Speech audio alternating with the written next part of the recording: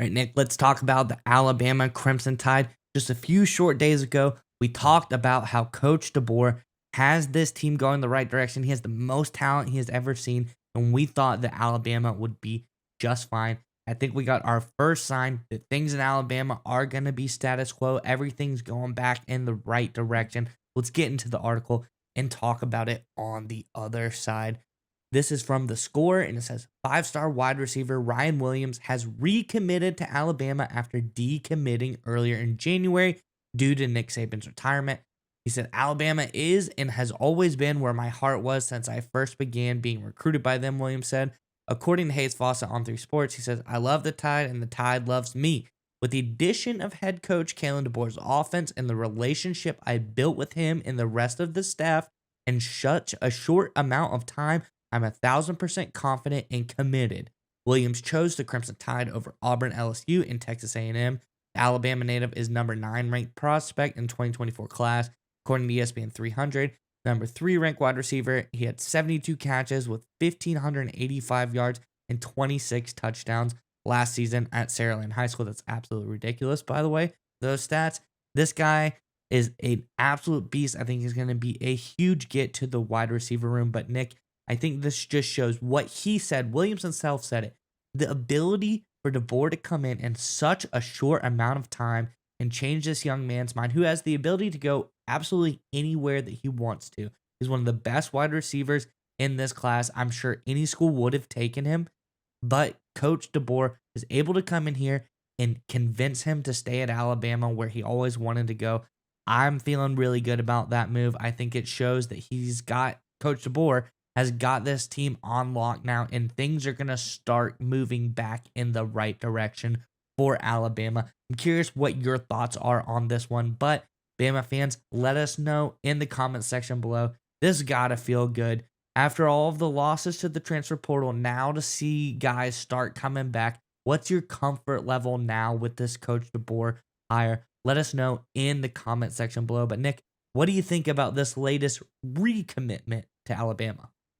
Like you said, Miles, we talked about it a few days ago. And, we got all these talking heads, all the media say the era of the Crimson Tide is over. Nick Saban's retired. It's all going to fall apart and collapse. And look, we'll have to see what happens on the football field. And Nick Saban's the greatest coach of all time. DeBoer could be phenomenal and he couldn't live up to Coach Saban. And that's perfectly fine and perfectly understandable. But these reports of Alabama's demise are just stupid. It's ludicrous. It's idiotic. DeBoer's offense in Washington wasn't just good. It wasn't just really good. It was best in the country. In 2022, they were number 1 in passing yards per game. In 2023, they were number 2. You know who loves playing in offenses like this? 5-star elite receivers. Great quarterbacks. Satan aside, right? Obviously, there was a lot different change of recruiting. He went to Ohio State. I think he's going to miss out. I think he would have been a perfect fit. But there's a lot of guys who will do very well in this system by DeBoer. Michael Penix Jr., great example, was an outcast at Indiana, was hurt, was considered mediocre, goes over to Washington, sets records, leads a great offense, goes to the national championship game. Great quarterbacks will want to play in this offense. Transfer guys or eventually freshmen will want to, recruits. Running backs will want to be receiving threats and running opportunities, light boxes. Offensive linemen love scoring a lot of points, love being part of these offenses. It'll help you recruit DBs that want to cover the best guys, the best receivers in the country. They'll be at Alabama, like what we're seeing from Williams right here.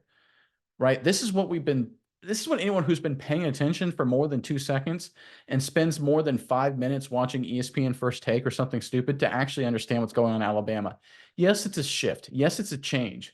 But it's a change from an era of Nick Saban and adjusting his offense and his defense to the times and using incredible recruiting to a DeBoer era where it's going to be a much more explosive offense focused on a more NFL style of game where you have elite wide receivers, running backs, and tight ends. This isn't like an Urban Meyer spread offense, right? This is a completely different dynamic. They're much more aggressive, much more downhill. It is very, very much more pro style than you would see from like an Urban Meyer spread.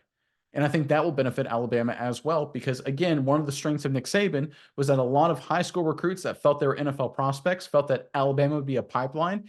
DeBoer's offense, and anybody who has to cover DeBoer's offense, which would be, of course, Alabama's defense, is an NFL offense. And a lot of those guys would be covering them in practice, would be an NFL defense. So all these high school recruits are going to want to go to Alabama anyway. right? And that's what we talked about last video, that the recruiting class is still highly ranked despite all this turmoil changing coaches. DeBoer is going to be fine. Alabama's going to be fine. They're going to be better than fine. I know the first year will have its lumps, right? You're trying to figure out new offense, new schemes, new players. That's going to be expected. But the talent level, because of the offensive coaching of DeBoer, will remain incredibly high. Will you have the 5-star nose guard? Yeah, probably not. Will you get 6 5-star running backs? Probably not. Will you get 8 5-star receivers? Yes. Will you get 8 5-star corners? Yes.